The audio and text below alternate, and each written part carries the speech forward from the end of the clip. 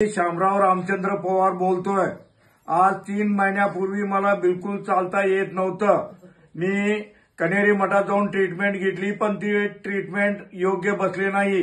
त्याच्यानंतर आयुर्वेदिक हे औषध मधमाशा ह्या चावून घ्यायला चालू केलं। त्याच्यानंतर हळूहळू त्याचे परिणाम आले।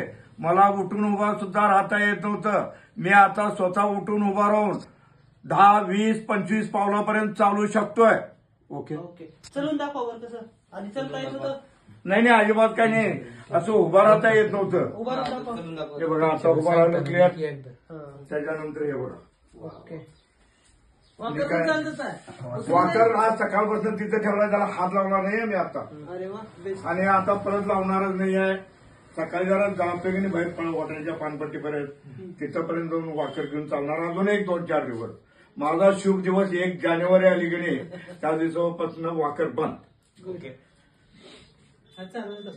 आधी मधमाशीची ट्रीटमेंट घेण्याच्या अगोदर असं चलता येत होतं नाही? इकडे खुळा आहे काय राव? उठून आम्ही आत उचलून देत होतो। खांद्यावर असा हात टाकून जात होतो। हे पाय माझे अडकलेले असणार, मला चालायला सुद्धा येत नव्हतं। हे बघा सुरुवातीला तिला एक 8-15 दिवस वापरलं। त्याच्यानंतर ही चेअर आहे की नाही, त्यात हात जिथं ठेवला तिथं हात ठेवणार, तिला उचलून ठेवणार, तिथं बाथरूम पर्यंत जाणार। त्यानंतर मग